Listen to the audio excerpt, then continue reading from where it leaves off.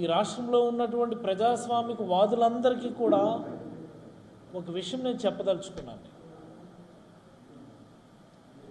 ఎక్కడైనా ఏ ప్రభుత్వంలో అయినా ఏదైనా ఒక సంస్థని ప్రైవేట్కి ఇవ్వడం చూస్తాం. ఏదైనా ఒక ఆర్గనైజేషన్ని ప్రైవేట్కి ఇవ్వడం చూస్తాం. మనం మొట్టమొదటిసారి చరిత్రలోనే మొట్టమొదటిసారి దేశంలో ఎవ్వరికీ సాధ్యపడిన విధంగా ఎంటైర్ ఒక డిపార్ట్మెంట్ని ప్రైవేట్కి అప్పచెప్పేస్తున్నటువంటి దౌర్భాగ్య చరిత్ర చంద్రబాబు నాయుడు గారి ప్రభుత్వానికి చెందుతుందని ఈ సందర్భంగా మీకు అందరికీ మనవి చేయదలుచుకున్నాను. Medical and health, family welfare entire డిపార్ట్మెంట్ని ప్రైవేట్కి అప్పచెప్పేస్తామన్నాడు చంద్రబాబు నాయుడు. ఇది తతంగం అన్నమాట. మెడికల్ అండ్ హెల్త్లో ఉన్నటువంటి అన్ని వ్యవస్థలను కూడా మీరు చూస్తే నిన్న క్యాబినెట్లో మెడికల్ కాలేజీల్ని ప్రైవేట్ పరం చేస్తామన్నటువంటిది ఒక వార్త, ఆరోగ్యశ్రీని ప్రభుత్వ పరంలో ఉన్నటువంటి ట్రస్ట్ మోడల్ నుంచి ప్రైవేట్ బీమా సంస్థలకు ఇచ్చేస్తామన్నటువంటిది మరొక నిర్ణయం. దీనికేమో ఈనాడులోనూ ఆంధ్రజ్యోతిలోనూ ఇదేదో చంద్రబాబు నాయుడు కొత్తగా 10 మెడికల్ కాలేజీలకు అనుమతి ఇచ్చినట్టు కవరింగ్. ఏమైనా సిగ్గు లజ్జ ఉందా? ఎవరైనా అలా రాయగలరా? ఎవరికైనా ఏమనిపిస్తుంది? ఇదేదో చంద్రబాబు నాయుడు గారు కొత్తగా 10 మెడికల్ కాలేజీలు తెచ్చారేమో, ఈ 10 మెడికల్ కాలేజీలు ప్రైవేట్ మోడ్లో గ్రౌండ్ చేస్తున్నారేమో అన్నట్టుగా భ్రాంతి కలిగించే విధంగా కవరింగ్ వార్త ఇచ్చున్నారు. ఏమబ్బా, అన్నం తింటున్నారా, అశుద్ధం తింటున్నారా అలాంటి వార్తలు రాయడానికి? మీరు అమ్ముతున్నది ప్రైవేట్ మెడికల్ కాలేజీలు కాదు, మీరు ఇస్తున్నది పీపీపీ మోడ్లో ఇస్తున్నటువంటిది కేవలం ఒక ప్రైవేట్ మెడికల్ కాలేజీలు మాత్రమే కాదు, ఒక గొప్ప దార్శనికుడు ఆలోచనని మీరు అమ్మకానికి పెట్టేస్తా ఉన్నారు. జగన్మోహన్ రెడ్డి గారు అనేటటువంటి ఒక గొప్ప సంస్కర్త, ఒక గొప్ప రిఫార్మర్, ఆయనకు వచ్చినటువంటి ఒక గొప్ప ఆలోచనని, ప్రజారంజక ఆలోచనని మీరు అమ్మకానికి పెట్టేస్తున్నారన్న విషయాన్ని చంద్రబాబు నాయుడు గారు గుర్తుంచుకోవాలి. This is the fact. ఏమబ్బా, వైద్య రంగంలో మీరేముంచుతున్నారు? ప్రభుత్వ రంగంలో ఆ మధ్యన ఎప్పుడో చంద్రబాబు నాయుడు గారు వరల్డ్ హెల్త్ డే రోజున సుదీర్ఘమైనటువంటి పవర్ పాయింట్ ప్రజెంటేషన్ ఇచ్చారు ఆయన. ఆ రోజు ఆయన చెప్పిన మాటలు ఏంటండి? డిజిటల్ నెర్వ్ సెంటర్స్ పెడతాము. డిజిటల్ నెర్వ్ సెంటర్స్ అంటే మనం అవేవో పెద్ద ఆర్గనైజేషన్స్ కావాలా, ఇవేవో బ్రహ్మాండమైన మార్పులు తీసుకొచ్చేస్తాయి కావాలా ఈ పబ్లిక్ హెల్త్ సెక్టార్లో అనుకుంటే, అవేంటట ప్రైవేట్ సెక్టార్లో some kind of IT centres లాంటివి పెట్టించి వాళ్ళ చేత ఎలక్ట్రానిక్ కార్డ్స్ ఇష్యూ చేయిస్తాడు. ఎలక్ట్రానిక్ కార్డ్స్ మనం ఇచ్చాం కదా ఆల్రెడీ, ఎలక్ట్రానిక్ హెల్త్ కార్డ్స్ అందరికీ. ఈ రాష్ట్రంలో ఉన్నటువంటి 1,43,00,000 మందికి ఎలక్ట్రానిక్ హెల్త్ కార్డ్స్ ఇష్యూ చేసాం మనం ఆల్రెడీ. దాన్ని ఇదేదో గొప్ప ఆలోచనలాగా డిజిటల్ నెర్వ్ సెంటర్స్ అట. Digital nerve centres Chandrababu Naidu గారికి వచ్చినటువంటి గొప్ప ఆలోచన. ప్రతి నియోజకవర్గంలో కూడా పీపీపీ మోడ్లో మల్టీ స్పెషాలిటీ హాస్పిటల్స్ కట్టిస్తాడట. మరి ఇప్పుడున్న ఏరియా హాస్పిటల్స్ ఏం చేస్తారు బాబు? మరి ఇప్పుడు ఉన్నటువంటి కమ్యూనిటీ హెల్త్ సెంటర్స్ని ఏం చేస్తారు బాబు మీరు? ఇప్పుడు ఉన్నటువంటి డిస్ట్రిక్ట్ హాస్పిటల్స్ని ఏం చేస్తారు బాబు మీరు? తాళం వేసేస్తారా? ఏమిటి పిచ్చి ఆలోచనలు? నాకు అర్థమవుతుంది. ఏమిటి వెర్రి ఆలోచనలు? ఎవరిస్తారు ఇలాంటి ఆలోచనలు మీకు?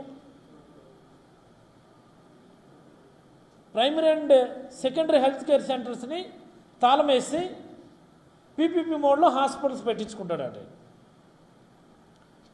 మెగా గ్లోబల్ మెడిసిటీ మరి ఇప్పుడు ఉన్నాయి కదా. విశాఖపట్నంలో రాజశేఖర రెడ్డి గారి హయాంలో హెల్త్ సిటీ అని ఒక SEZ పెట్టారు. రాజశేఖర రెడ్డి గారి హయాంలో హెల్త్ సిటీ అని విశాఖపట్నంలో ఒక హెల్త్ సిటీ SEZ పెడితే బ్రహ్మాండమైనటువంటి ప్రైవేట్ కార్పొరేట్ హాస్పిటల్స్ అక్కడికి వచ్చాయి.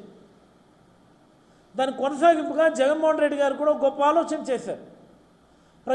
ప్రతి జిల్లా హెడ్ క్వార్టర్స్లో కూడా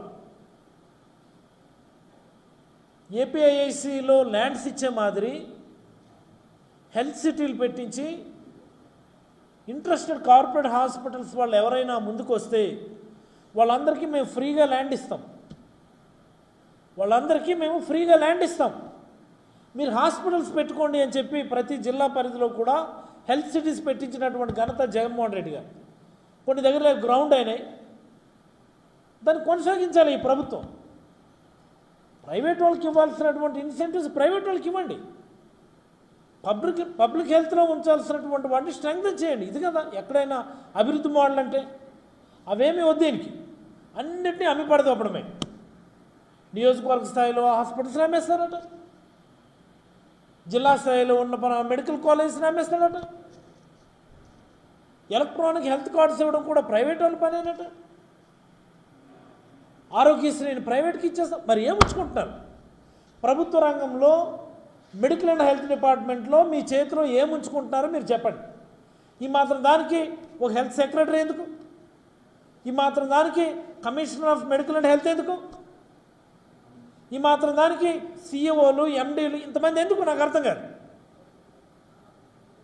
ఈ దుకాణాలను మూసి తాళం వేసేయండి, అన్ని ప్రైవేట్కి ఇచ్చేస్తే కృష్ణబాబు గారికి ఉన్న పనేంటి ఇక్కడ? డైరెక్టరేట్ ఆఫ్ మెడికల్ ఎడ్యుకేషన్ ఉన్న పనేంటి ఇక్కడ? ఏమిటి తమాషా ప్రభుత్వం? నాకు అర్థం కాదు.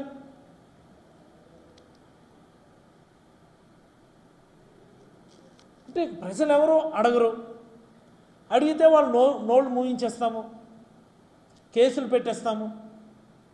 సోషల్ మీడియాలో ఏమైనా మాట్లాడితే ప్రత్యేకంగా చర్యలు తీసుకోవడానికి కానీ ఓ చట్టం తీసుకొస్తారట. మరి నువ్వు గత 5 ఏళ్ళు 10 ఏళ్ళు మాట్లాడినటువంటి ఆ అబద్ధపు మాటలు, నికృష్టపు మాటలు, వాటన్నిటి మీద కూడా చర్యలు తీసుకోవాలి మీరు. అలాగైతే యూరియా గురించి, రైతుల గురించి మాట్లాడితే కేసులు పెట్టమని చెప్పారు. ఈనాడులో రాస్తున్నారు ఈరోజు యూరియా ఎలా పక్కదారి పెట్టేది, వాళ్ళ మీద కూడా కేసు పెట్టండి మీరు.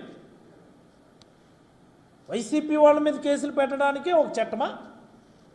మీ మనుషుల మీద కేసులు పెట్టడానికి ఆ చట్టంలో వెసులుబాట్లు ఉంటాయా? ఏమి చట్టాలండి? ఏం ప్రభుత్వం ఇది? ఇదో ప్రభుత్వం, దీనికో ముఖ్యమంత్రి. ఎంటైర్ మెడికల్ అండ్ హెల్త్ సెక్టర్ని అమ్మి పడేస్తున్నటువంటి దౌర్భాగ్య ప్రభుత్వం ఈ చంద్రబాబు గారి ప్రభుత్వం. ఇది ఘంటాపదంగా నేను చెప్పగలను. మేధావులు నోరు తెరిచి మాట్లాడండి, విద్యావంతులు నోరు తెరిచి మాట్లాడండి, యువకులందరూ దీన్ని గమనించండి, ఉద్యోగస్తులు దీన్ని అర్థం చేసుకోండి. చూడండి నిన్న ఈయన చేసినటువంటి క్యాబినెట్ నిర్ణయాలు. మొదటిది 10 మెడికల్ కాలేజీలని PPP మోడ్లో టేకప్ చేస్తారట. ఏమయ్యా చంద్రబాబు నాయుడు గారు, ముఖ్యమంత్రి గారు అనడానికి కూడా చాలా ఆవేదన అనిపిస్తుంది ఈరోజు నాకు. ఆ హెల్త్ మినిస్టర్ దేనికున్నాడు? మీ పనేంటి హెల్త్ మినిస్టర్ గారు? నాకు అర్థం కాదు. పబ్లిక్ యాస్పిరేషన్స్ని ఆ మాత్రం రిఫ్లెక్ట్ చేయలేరా మీరు? తానంటే తందానడానికి నీకు మంత్రి పదవి ఎందుకే? నాకు అర్థం కాదు. జగన్మోహన్ రెడ్డి గారు ఎంత కష్టపడి 17 మెడికల్ కాలేజీల నిర్మాణానికి పూనుకుంటే అమ్మేస్తారా మీరు? ఈ జన్మలో ఒక మెడికల్ కాలేజ్ కట్టించారా చంద్రబాబు నాయుడు గారు? మీరు చెప్పండి నాకు. 4వ మీరు ముఖ్యమంత్రి, 3 సార్లు గతంలో మీరు ముఖ్యమంత్రిగా పనిచేశారు. మీ 3 సార్లు ముఖ్యమంత్రి కాలంలో ఒక్కటంటే ఒక్క మెడికల్ కాలేజీని మీరు తీసుకొచ్చారు, ప్రభుత్వ మెడికల్ కాలేజ్ అని నాకు చెప్పండి. నాకు మా వైఎస్ఆర్ కాంగ్రెస్ పార్టీని మేము కావాలంటే మూసేస్తాం. మేము ఒక్కటంటే ఒక్క ప్రభుత్వ మెడికల్ కాలేజీ మీరు తెచ్చారేమో మీరు చెప్పండి. మీరు దేనికండి? నాకు అర్థం కాదు. ఎవరి కోసమని మీరు ముఖ్యమంత్రి? ప్రజల కోసమా, మీ ప్రైవేట్ వ్యక్తుల కోసమని? ప్రజల సంక్షేమం కోసమా, మీ ప్రైవేట్ వ్యక్తుల అభివృద్ధి కోసమా మీరు ముఖ్యమంత్రి? ఒక్కటంటే ఒక్క ప్రభుత్వ మెడికల్ కాలేజీలు తేలేని మీరు జగన్మోహన్ రెడ్డి గారు సింగిల్ టర్మ్లో 17 మెడికల్ కాలేజీలు. ఏమిటండి ఇది? మిగతా రాష్ట్రాలు పోటీ పడుతున్నాయి ఎన్ఎంసీతో, కేంద్ర ప్రభుత్వంతో. మాకివ్వండి సీట్లు, మాకివ్వండి సీట్లు, మాకివ్వండి సీట్లని పోటీ పడుతున్నాయి, బ్రతిమలాడుతున్నాయి, లాబింగ్ చేస్తున్నాయి, రిక్వెస్ట్ చేస్తున్నాయి, ఎన్ఓసీలు ఇస్తామని చెప్పి వెంట పడుతుంటే ఇంకా నయం జగన్మోహన్ రెడ్డి గారి హయాంలోనే 5 మెడికల్ కాలేజీలు మొదలుపెట్టాం మనం. విజయనగరం, రాజమండ్రి, మచిలీపట్నం, నంద్యాల, ఇంకోటి ఏలూరు, 5 మెడికల్ కాలేజీలు మొదలు పెట్టేసాం మనం లక్కీగా. 750 సీట్లు ఆ ఇయర్ యాడ్ 23, 24 గాను 24, 25కి ఇంకొక 5 మెడికల్ కాలేజీలు పైప్ లైన్లో ఉన్నాయి. అంటే ఎలక్షనీరింగ్ సంవత్సరంలో పాడేరు, పులివెందుల, మార్కాపురం, మదనపల్లి, అలాగే ఆదోని, ఈ 5 మెడికల్ కాలేజీలు 24, 25 ఎకడమిక్ ఇయర్లో మొదలు కావాలని టార్గెట్ పెట్టుకొని మ్యాక్సిమం నిర్మాణాలు పూర్తి చేసినాం మనం. ఏం పోయి కలం అవేం ఇస్తారంటారు? ఇది నాకు అర్థం కాదు. 25, 26కి ఇంకొక 7 మెడికల్ కాలేజీలు పిడుగురాళ్ళ, పెనుగొండ, పాలకొల్లు, నర్సీపట్నం, పార్వతీపురం, బాపట్ల, అమలాపురం, ఈ 7 మెడికల్ కాలేజీలు 25, 26 సంవత్సరానికి సంబంధించి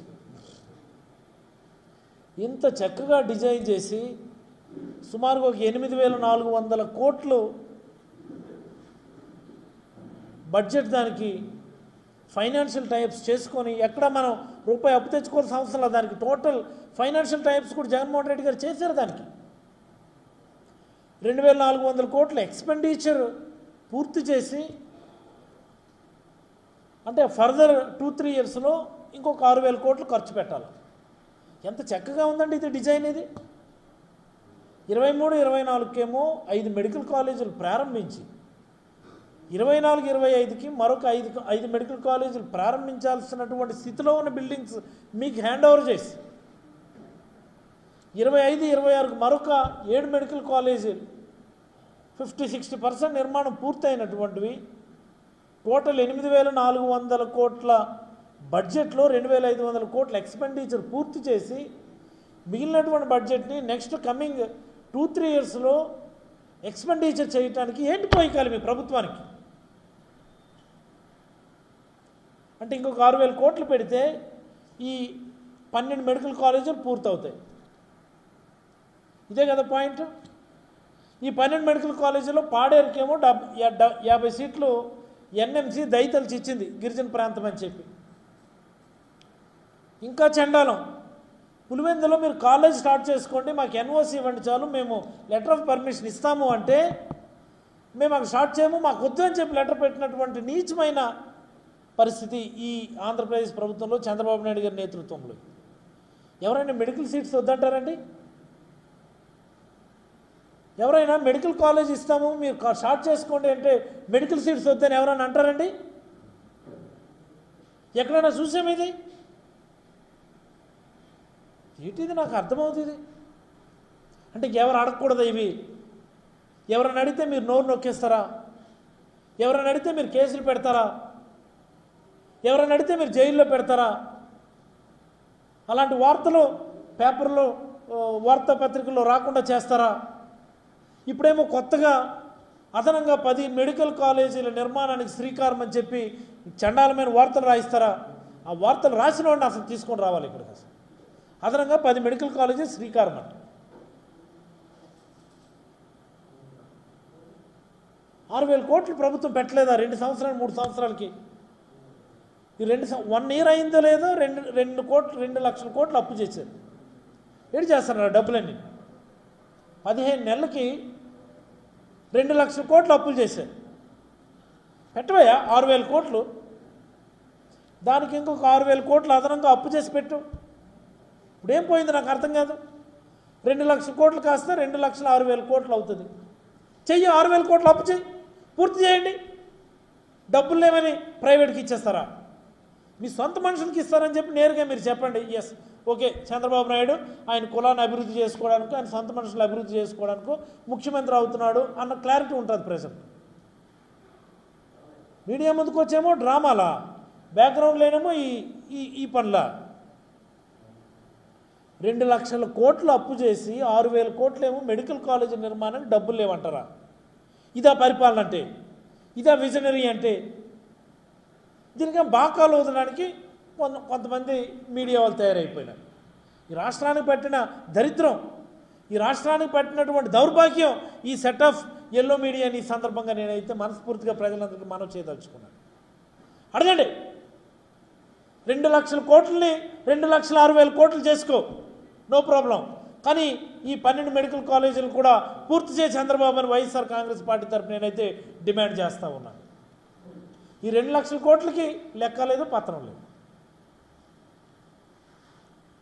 రాజధాని నిర్మాణానికి 1,00,000 కోట్లు కావాలని చెప్పి నువ్వు గొప్పలు చెప్తున్నావు.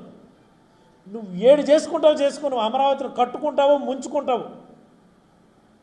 నీ తిప్పలు నువ్వు పడి నాకు అనవసరం, మాకు అనవసరం.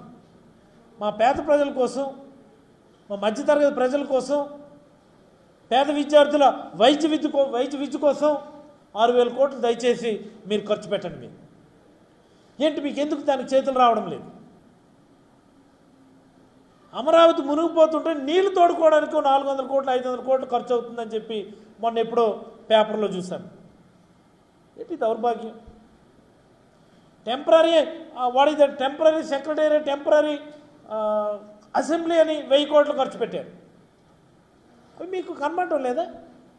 టెంపరీ హైకోర్టు అని 450 కోట్లు ఖర్చు పెట్టారు.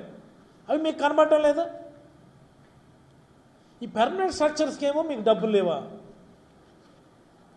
అని ఎవరు వచ్చి అంటారు. ఋషికొండలో నిర్మాణాలంటే వృధా అట. దేనికి వృధా? కళ్ళు చెదిరిపోయే నిర్మాణాలు మీరు చేయగలరా? విశాఖ మణిహారం లాంటివి పాపం మా డిప్యూటీ సీఎం గారు మనసు పడినట్టున్నారు. దాని మీద వచ్చినప్పుడల్లా అక్కడికి వెళ్ళి చూసి వస్తే తప్ప ఆయనకి నిద్ర పట్టడం లేదు.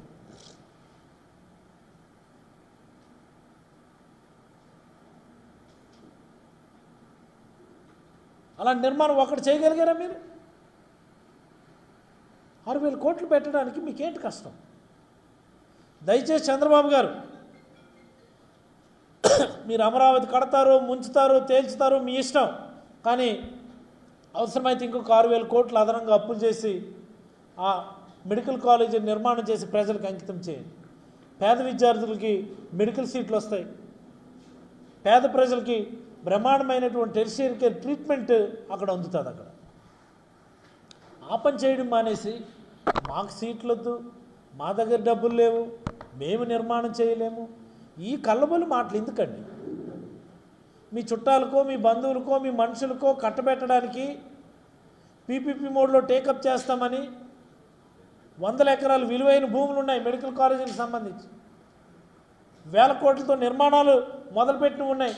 వాటన్నింటినీ తీసుకెళ్ళి అప్రంగాలు చేతిలో పెట్టేస్తారంటే ప్రజాస్వామికవాదులు ఎవరు కూడా దీన్ని హర్షించరు. మేధావులు అందరూ కూడా దీన్ని గమనించాలి.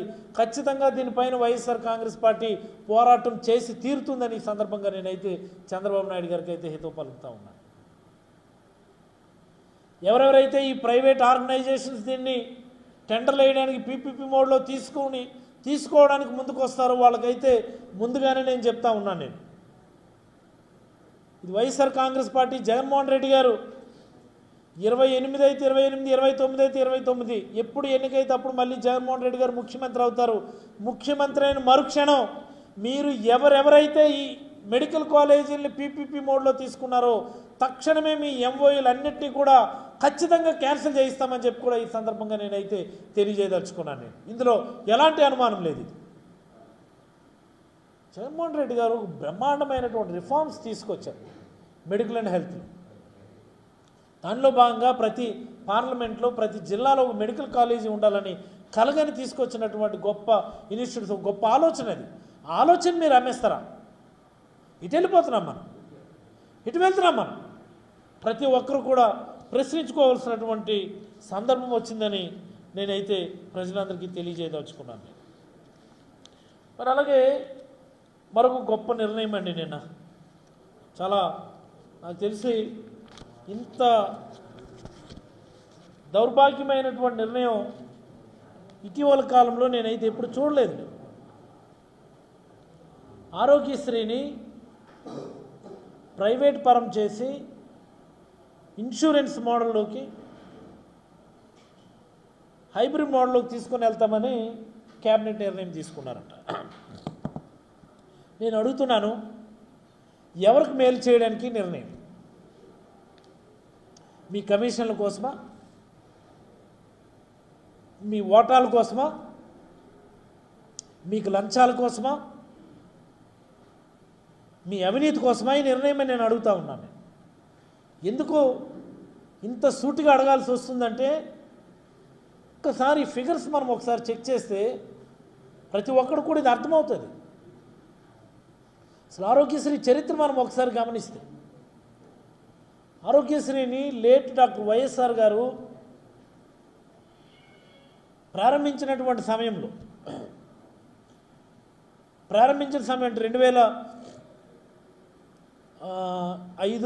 2007 మధ్యలో ప్రారంభించిన సమయంలో ఇన్సూరెన్స్ మోడల్లోనే దీన్ని మొదలుపెట్టారు. అప్పుడు స్టార్ హెల్త్ ఇన్సూరెన్స్ అని మొట్టమొదటిసారిగా వాళ్ళకి ఇచ్చారు.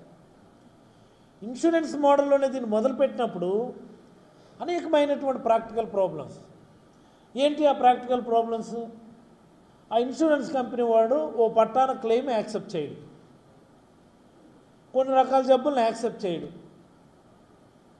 ఒకవేళ క్లెయిమ్ యాక్సెప్ట్ చేసినా హాస్పిటల్ టైంకి క్లెయిమ్ రియంబర్స్ చేయడు. టైంకి హాస్పిటల్ క్లెయిమ్ రియంబర్స్ చేయనప్పుడు ఆ పర్టికులర్ కన్సర్న్ ఎంపానల్డ్ హాస్పిటల్ ఫర్దర్గా యాక్సెప్ట్ చేయడం లేదు క్లెయిమ్స్. ఇన్సూరెన్స్ మోడ్లో కంటే ఆరోగ్యశ్రీ కింద పేషెంట్ టేకప్ చేయడం లేదు. అండ్ మోర్ ఓవర్ చాలా కాస్ట్ అవుతుంది కూడా.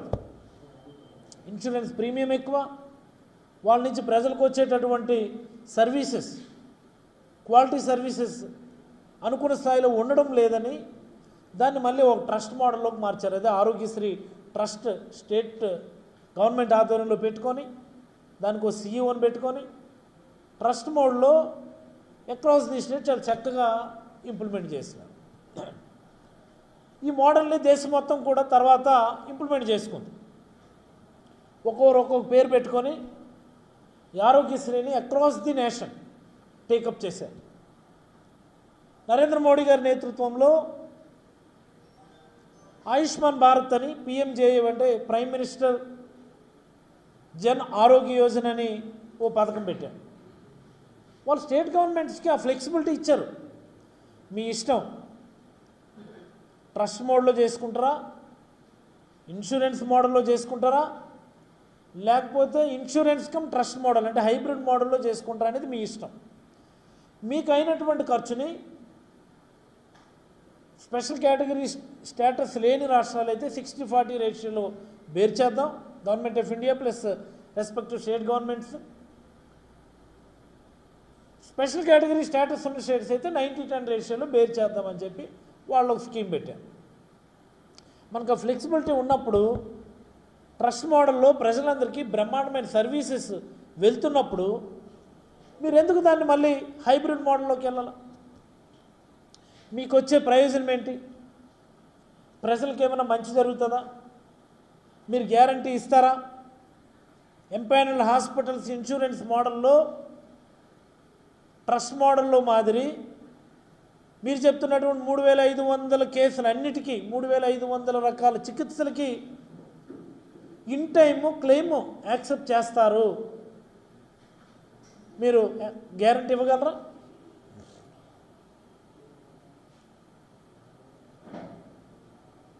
క్లెయిమ్స్ని సకాలంలో ప్రైవేట్ ఇన్సూరెన్స్ కంపెనీ వాడు హాస్పిటల్స్కి రీయింబర్స్ చేస్తాడు అన్నటువంటి గ్యారంటీ ఇవ్వగలరా?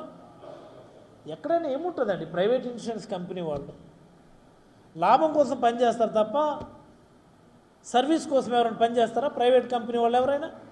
I'm just asking basic question. ఎక్కడైనా ప్రైవేట్ ఇన్సూరెన్స్ కంపెనీ వాళ్ళు లాభం కోసం పనిచేస్తారా, ప్రజలకు సేవ చేయడం కోసం పనిచేస్తారా? I'm asking. ప్రత్యేకమైన పరిస్థితులు వస్తాయి. ఓసారి మా నియోజకవర్గంలో ఎలుగుబంటి కలిసింది ఒకరికి, 4-5కి ఎట్ ఏ టైం. అవి జనరల్గా ఇన్సూరెన్స్ కంపెనీ వాళ్ళు అలాంటివి టేకప్ చేస్తారా? ట్రస్ట్ మోడల్లో గవర్నమెంట్కి చెప్తే ఆ పేషెంట్ మీరు ఆరోగ్యశ్రీ కింద అడ్మిషన్ చేయండి, మేము ప్రీ ఆథరైజేషన్ ఇస్తాము, ఎంటైర్ బిల్ మీద రీయింబర్స్ చేస్తామని చెప్పారు. ఇండస్ట్రియల్ యాక్సిడెంట్స్ అవుతాయి. ఇండస్ట్రియల్ యాక్సిడెంట్స్ ఇన్సూరెన్స్ కంపెనీ వాడు టేకప్ చేస్తాడా? ట్రస్ట్ మోడల్ అనుకో, గవర్నమెంట్ తనకు ఉన్నటువంటి డిస్క్రిషనరీ పవర్, మేము ఆరోగ్యశ్రీ అప్రూవల్స్ ఇస్తాం, మీరు అందరికీ ఆరోగ్యశ్రీలో ట్రీట్మెంట్ ఇవ్వండి అంటారు. ఎక్కడో ఎప్పుడు మీకు వస్తుంది. విరేచనాలతో జాయిన్ అయిన మొన్న ఎక్కడో ఈ గుర్ల అంటే విజయనగరం దగ్గర చేస్తుంది ఇన్సూరెన్స్ కంపెనీ. ఇప్పుడు గుంటూరు తురకపాలెంలో చాలామంది చనిపోతున్నారు మెలిడోసిస్ అని. ఇన్సూరెన్స్ కంపెనీ టేకప్ చేస్తుందా? కరోనా వచ్చింది, కోవిడ్, ఇన్సూరెన్స్ కంపెనీలు టేకప్ చేశాయా? ఇన్ని ప్రాక్టికల్ ప్రాబ్లమ్స్ ఉన్నాయి. వాటన్నింటిని వదిలేసి మేము ఇన్సూరెన్స్ కంపెనీలకు ఇచ్చేస్తాము. ఎవరికి లాభం చేకూర్చడానికి? ఎవరికి లబ్ధి చేకూర్చడానికి?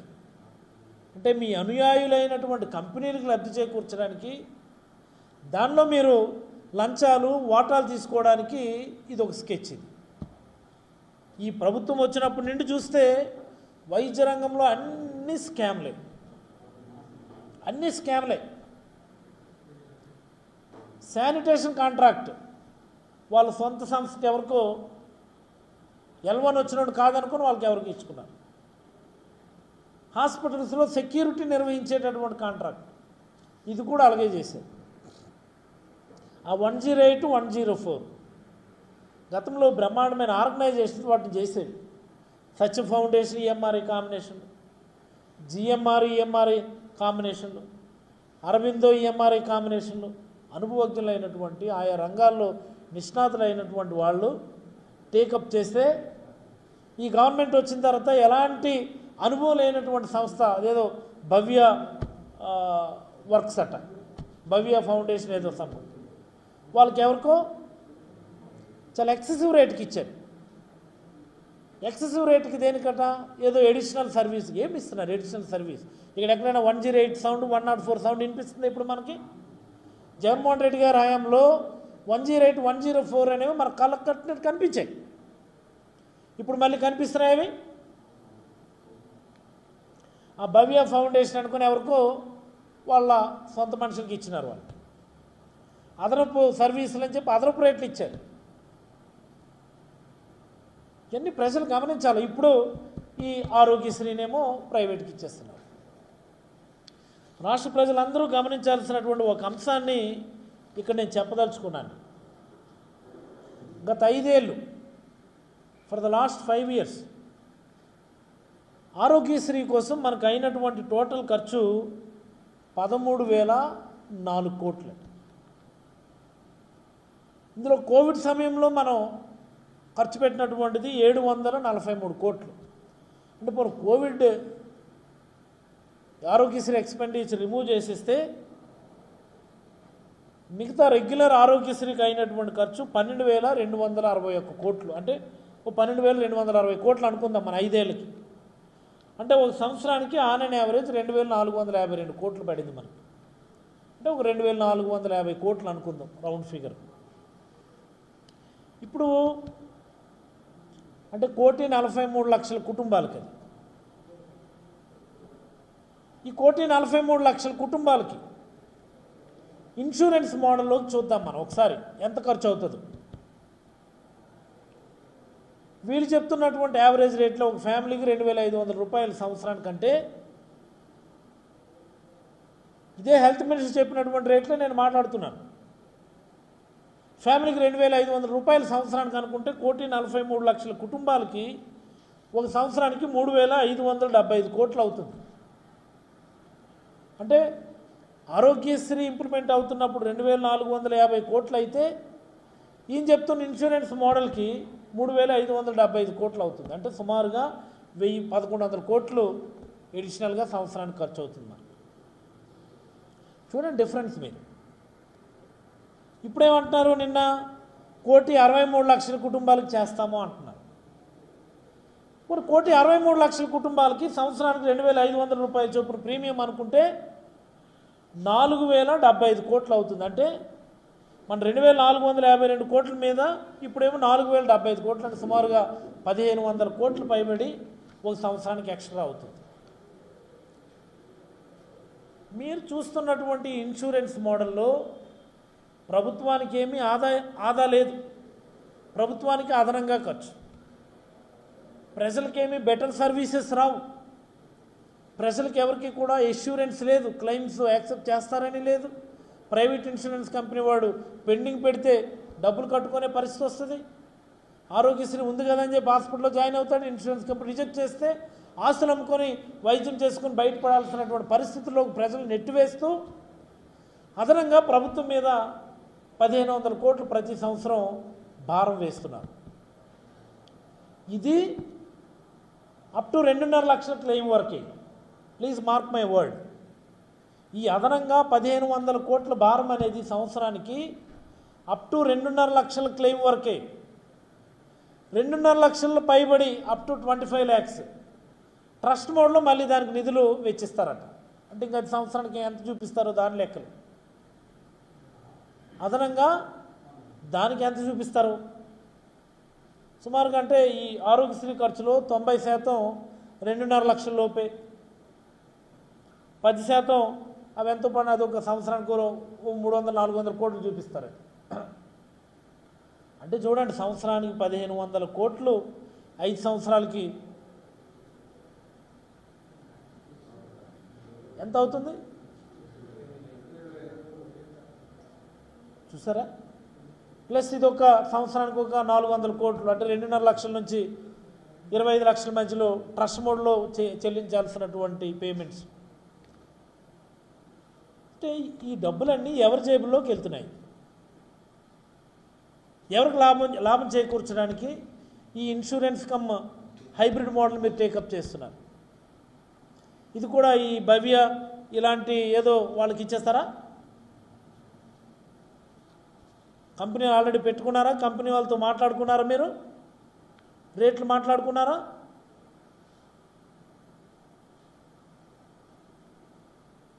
ఇంతటి నిర్లజ్జగా, నిస్సిగ్గుగా, ఓపెన్గా ప్రభుత్వాస్తుల్ని అమ్మివేసి అవినీతి చేస్తున్నటువంటి ప్రభుత్వం దేశంలో ఎక్కడా ఉండదు. అసలు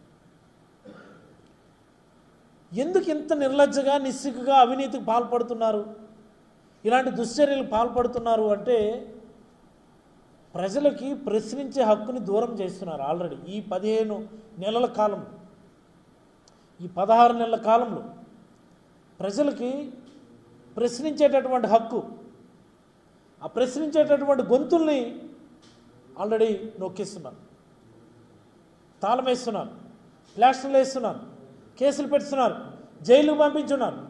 ఇంకెవడన్నా ప్రశ్నిస్తే ఇంకా కఠినమైన చట్టాలు తెస్తాం, ఇంకా అణిచివేస్తామని చెప్పి చూసావా, నియంతలాగా ప్రవర్తిస్తూ, నియంతలాగా సాక్షాత్తు ముఖ్యమంత్రి అలా మాట్లాడుతూ ఉన్నారు. నిన్న మొన్న నేను చూశాను.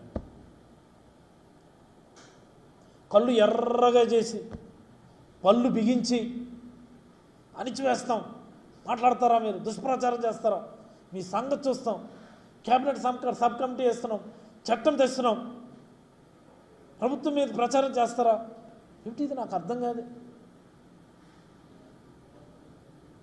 జగన్మోహన్ రెడ్డి గారి మీద మీరు చేసిన ప్రచారాలు, ఈ ఆరోగ్యశ్రీ మీద మీరు ఎంత ప్రచారం చేశారు? ఆరోగ్యశ్రీ ఆపేస్తున్నారు అనుకున్నప్పుడు ఎంత ప్రచారం? మీరు 3750 కోట్లు ఇప్పుడు కూడా డ్యూ ఉన్నాయి ప్రైవేట్ హాస్పిటల్స్కి.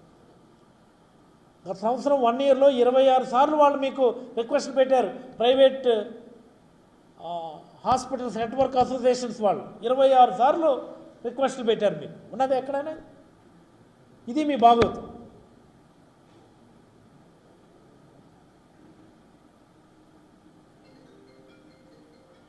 మీరు చేసిన దుష్ప్రచారం ఏ మాదిరి చేశారు? ఇప్పుడేమో మీకు నీతి నియమాలు, వాడిదటి ఎథిక్స్, అబ్బో ఇప్పుడే కొత్తగా ఈ ఎథిక్స్ అనేవి తయారైనట్టు, కొత్తగా ఈయనే ఎథిక్స్ని కనిపెట్టినట్టు ముఖ్యమంత్రి గారు మాట్లాడడం చాలా ఆశ్చర్యం, చాలా ఆవేదన, చాలా బాధ. ప్రజలు మోసపోయారా? ప్రజల్ని ఈవీఎం ద్వారా వీళ్ళే మోసం చేశారనేది ఆలోచించుకోవాల్సినటువంటి సందర్భం వచ్చింది ఈరోజు. చంద్రబాబు గారు అసత్యపు, అబద్ధపు అసాధ్యమైనటువంటి హామీలు ఇచ్చి ప్రజలు మోసం చేశారు అని అనుకున్నాం తప్ప, కానీ ఈవీఎం ద్వారా మోసం చేశారని ఇటీవల కాలంలో పరిణామాలు చూసి అర్థమవుతుంది. అనుమానం వచ్చేస్తుంది. మళ్ళీ జగన్మోహన్ రెడ్డి గారు ముఖ్యమంత్రి కానివ్వను అని చెప్తున్నారు. కానివ్వను అంటున్నారు. కారు అని అనడంలో కానివ్వము అంటే ఏంటి? దాని అర్థం సమ్ కైండ్ ఆఫ్ ఒక యాడ్వర్స్ ఏదో ఒకటి మీ చేతిలో ఉండాలి, ఆయుధం. అదే ఈవీఎం, ట్యాంపర్డ్ ఈవీఎం. మరి లేకపోతే మీరు ఎలా చెప్పగలరు? కానివ్వను అని మీరు ఎలా చెప్పగలరు? రాష్ట్ర ప్రజలందరూ గమనించండి. ఎక్కడ ఒక ఆర్గనైజేషన్ ప్రైవేట్కి ఇవ్వడం చూసాం, ఒక సంస్థను ప్రైవేట్కి ఇవ్వడం చూసాం, కానీ ఎంటైర్ డిపార్ట్మెంట్ని ప్రైవేట్ వాళ్ళకి ఇచ్చేయడం మొదటిసారి ఆంధ్రప్రదేశ్లో చూస్తున్నాం. ఈ మాత్రం దానికి దీనికి సెక్రటరీ అక్కర్లేదు, దీనికి commissioner of secondary health care అవసరం లేదు, ఏపీవీపీ కమిషనర్ అవసరం లేదు, కమిషనర్ ఆఫ్ ఫ్యామిలీ వెల్ఫేర్ అవసరం లేదు, సిఈఓ ఆఫ్ ఆరోగ్యశ్రీ అవసరం లేదు, ఎండీ ఆఫ్ ఏపీ ఎంఎస్ఐడిసి అవసరం లేదు, ఎవరు అక్కర్లేదు. ఈ డిఎంహెచ్ఓలు వీళ్ళు అందరి పాత్ర నథింగ్. ఇంకా ప్రైవేట్కి ఇచ్చేసారంతే, దుకాణం తాళం వేసారంతే. ఇంకా మనం ఏదైనా కంప్లైంట్లు పెట్టుకోవాలి, ఏదైనా గ్రీవెన్స్ చెప్పుకోవాలంటే ఆ ప్రైవేట్ ఇన్సూరెన్స్ కంపెనీ కూడా చెప్పుకోవడమే మనం.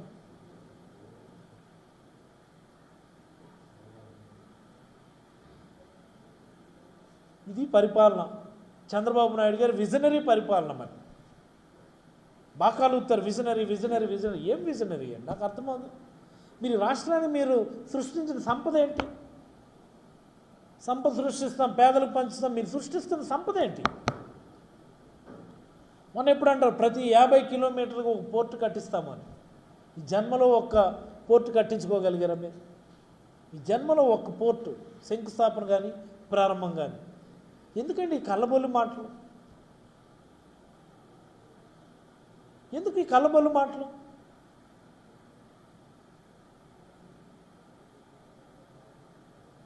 ఒక్కటంటే ఒక్క హార్బర్ కానీ ఒక పోర్టు కానీ మీ జన్మలో కట్టించగలిగారు? లేదు కదా.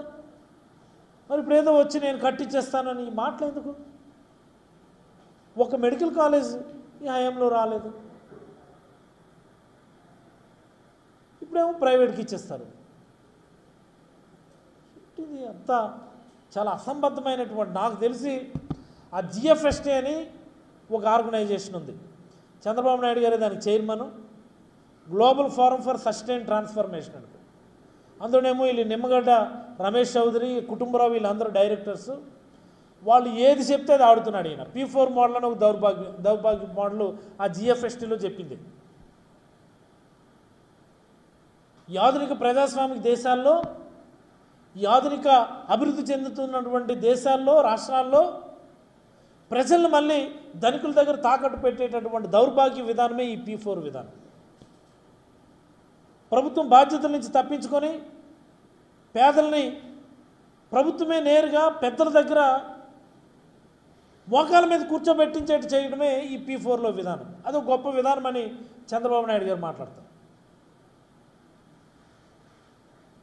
చంద్రబాబు గారు గతంలో ముఖ్యమంత్రిగా ఉన్నప్పుడు ప్రైవేటైజేషన్ ఏ సక్సెస్ స్టోరీ అని ఒక పుస్తకం రాశారు ఆయన. ప్రైవేటైజేషన్ ఏ సక్సెస్ స్టోరీ అట. ఇది అలాంటి వ్యక్తిని తీసుకొచ్చేమో ప్రజలు 4వసారి ముఖ్యమంత్రిని చేశారు. అప్పుల పాలు చేస్తారు రాష్ట్రాన్ని, అమ్మకానికి పెట్టేస్తారు రాష్ట్రాన్ని. అప్పుల ఆంధ్రప్రదేశ్ చేస్తారు, అమ్మకానికి ఆంధ్రప్రదేశ్ని అమ్మేస్తున్నటువంటి పరిస్థితుల్లోకి తీసుకొచ్చినటువంటి చంద్రబాబు నాయుడు గారికి ప్రజలే బుద్ధి చెప్పాలి. ప్రజలకు బాగలేకపోతే ప్రభుత్వం వైద్యం చేయించాలి. మరి ప్రభుత్వానికి బాగలేకపోతే ఎవరు వైద్యం చేయించాలి? తిరిగి మళ్ళీ ప్రజలు వైద్యం చేయించే పరిస్థితి వచ్చింది.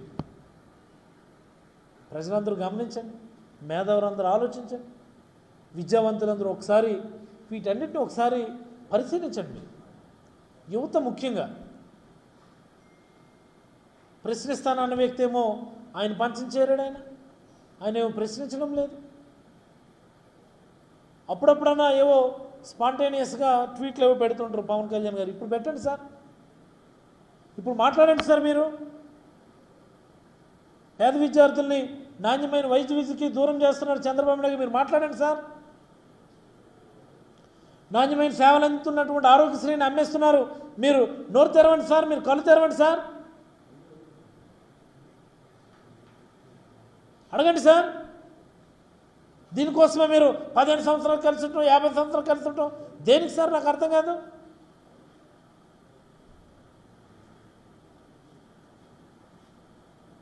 దీనంతటికీ ఒకటే సొల్యూషన్, చైతన్యం కావడం మనం, జాగృతం కావడం మనందరం, సమైక్యం కావడం మనందరం, సమిష్టిగా ఈ అన్యాయాల్ని ఎదురు నిలబడటమే ప్రజలందరూ తక్షణ కర్తవ్యం. వైఎస్ఆర్ కాంగ్రెస్ పార్టీ ప్రజల తరపున నిరంతరం పోరాడుతుంటుందని ఈ సందర్భంగా తెలియజేస్తూ మరొకమారు ఈ ప్రైవేటైజేషన్ ఆఫ్ మెడికల్ కాలేజీకి సంబంధించి వైఎస్ఆర్ కాంగ్రెస్ పార్టీ పోరాట కార్యాచరణ సిద్ధం చేస్తుందని, పోరాటం మొదలు పెడుతుందని ప్రజలందరూ కూడా ఈ పోరాటంలో భాగస్వామ్యం కావాలని మనస్ఫూర్తిగా కోరుకుంటూ సెలవు తీసుకుంటాం. ధన్యవాదాలు.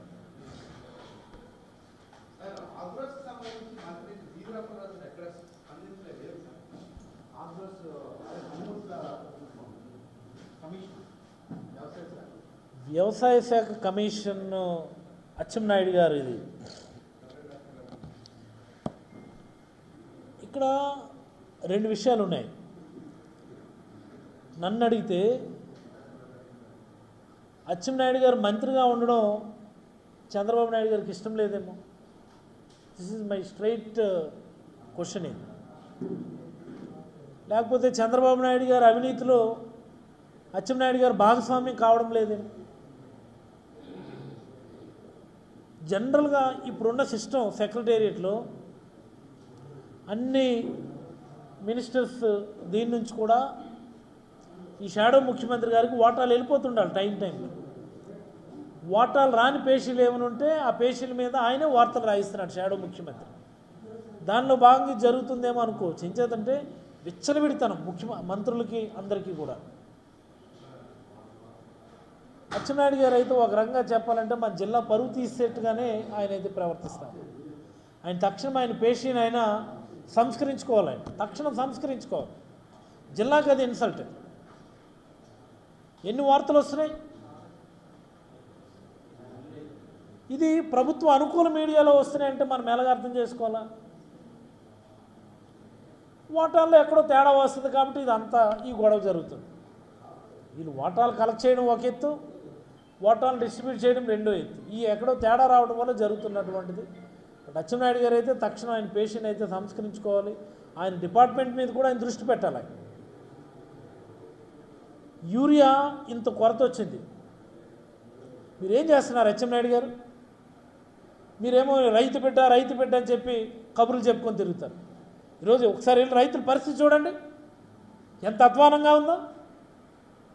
ఎన్నిసార్లు మొత్తుకున్నాం ఇదే కుర్చీ మీద కూర్చొని ప్రెస్ మీట్లు. అచ్చెన్నాయుడు గారు మీకు ఆ డిపార్ట్మెంట్ ఇష్టం లేకపోతే మీ ముఖ్యమంత్రికి వెళ్ళి చెప్పి మార్పించుకోండి తప్ప మీ వల్ల రైతులు నష్టపోతున్నారు. మనం ఎన్నిసార్లు మాట్లాడుకున్నాం. మీ అశ్రద్ధ, మీ చేతకానితనం, తెలివి తక్కువ అనొచ్చేమో. ఈరోజు రైతులు రోడ్డు మీదకి వచ్చారు. విత్తనాలు డిస్ట్రిబ్యూషన్ అప్పుడు రోడ్డు మీదకి వచ్చినప్పటి నుంచి మాట్లాడుతున్నాం మనం. రోడ్డు మీద తీసుకొస్తున్నారు రైతులని, రోడ్డు మీద తెస్తున్నారు రైతులని. ఈరోజు చూస్తే రైతులకు కంట కన్నీరు. అసలు ఈనాడు వాళ్ళు కూడా రాస్తున్నారు కదా, చివరికి మేనేజ్ చేయలేకపోయినారు, ఆర్గనైజ్ చేయలేకపోయారు.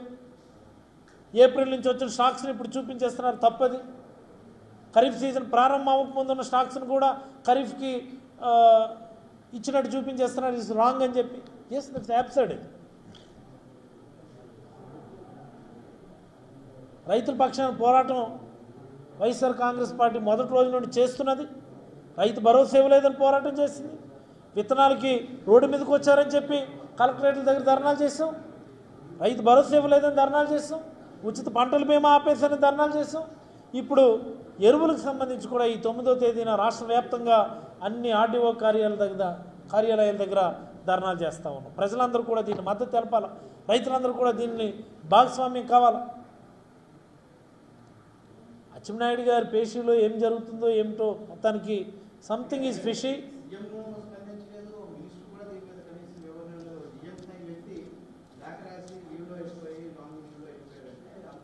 ఇదంతా వాళ్ళ వాటాల్లో వచ్చినటువంటి గొడవలే. నన్ను అడిగితే వాళ్ళ వాటాల్లో వచ్చినటువంటి గొడవలు. మనోడు కొద్దిగా ఆతృత ఎక్కువ, ఆశ ఎక్కువ, నేను ఎందుకు వాటా ఇవ్వాలన్నట్టున్నారు. అందుకని ఇవన్నీ బయటకు వస్తూ ఉన్నాయి. లేకపోతే ఇవి జనరల్గా బయటకు రాదు. అంటే షాడో ముఖ్యమంత్రికి, మంత్రికి, నా దృష్టిలో ఖచ్చితంగా ఇది అంటే మంత్రికి షాడో ముఖ్యమంత్రికి మధ్య వాటాలో వచ్చినటువంటి గొడవల వల్ల జరుగుతున్నటువంటి ఇది అవినీతి అనేది చాలా విస్తృతంగా ఈ ప్రభుత్వంలో జరుగుతుంది. ప్రజలకైతే చాలా తీవ్రమైన అన్యాయం జరుగుతుంది.